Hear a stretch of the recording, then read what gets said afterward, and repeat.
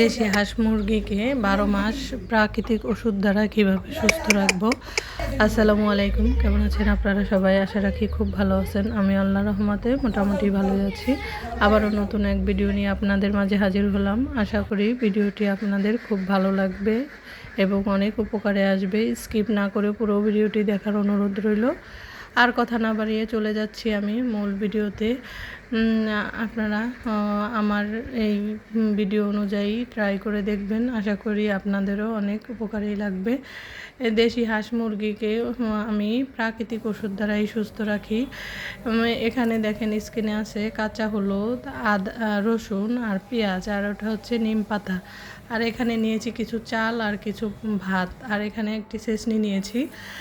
বুঝতে তো পারছেনই যে কী করব, তারপরও দেখিয়ে দিচ্ছি যে এখানে আমি এই সবগুলোকে একটা সেচনি দিয়ে একদম মিহি করে ছেঁচে নেব। এই যে ছেঁচা হয়ে গেছে। এটার রসটা কিন্তু পানির সাথেও খাওয়াতে পারেন, তবে আমি তো দেশি মুরগিতে তো পানি কম খাই, এজন্য ভাবলাম এটাকে আমি এগুলার সাথে মিক্স করে দিই। এখানে গমের ভুসি দিয়ে দিয়েছি, ভাত এবং চাল, এটা মিলিয়ে ভালো করে যে একটা মিশ্রণ তৈরি করে নিলাম। আর এটা যদি এই শীতের মধ্যে 15 দিন পর পর দেশি মুরগি এবং হাঁসকে বাসায় প্রাকৃতিকভাবে খাইয়ে দিতে পারেন, তাহলে মাশাআল্লাহ আপনার মুরগির অসুখ হবে না। নির্ভয়ে আপনি হাঁস মুরগি পালতে পারবেন। এই যে আমি একটি টিনের ভিতরে খাবার এগুলো খেতে দিয়ে দিয়েছি। আবার চলে আসলাম আমার খেতে, ভাবলাম আমাদের খেতে নতুন লাউ ধরেছে, তাও আপনাদের মাঝে শেয়ার করব। এই জন্য আবার আমাদের পাশে খেতে নিয়ে এসেছি। এই যে দেখেন নতুন গাছে লাউ ধরেছে। ভাবছেন যে গাছগুলো আমি লাগিয়েছি, না, আমার ভাসুরকে দিয়ে আমাদের নিজের জমিনে এইভাবে ক্ষেত করেছি। আর সেই গাছে নতুন দেখেন সুন্দর সুন্দর লাউ হয়েছে। এবং এই যে সিম ক্ষেত পাশে, এই সিম ক্ষেতেও ফুল এসে গেছে।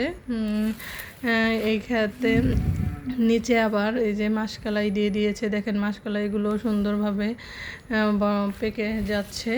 এই দেখেন একভাবে খেতেই কত রকমের ফলন করা যায়। আমাদের বাড়িতে এসব করার মতো কোনো লোক নাই, এজন্য আমার ভাসুরকে দিয়ে করেছি। দেখেন কি সুন্দর সিম গাছগুলো সুন্দরভাবে উঠে গেছে। এইভাবেই গ্রামে থাকলে হাঁস মুরগি এবং সবজি ক্ষেত করে গরিব মানুষরা অনেক লাভবান হতে পারে। এই যে কি সুন্দর ফুলও চলে এসেছে। দেখেন এখনও পুরোপুরি আসে নাই, দু একটা ফুল এসেছে।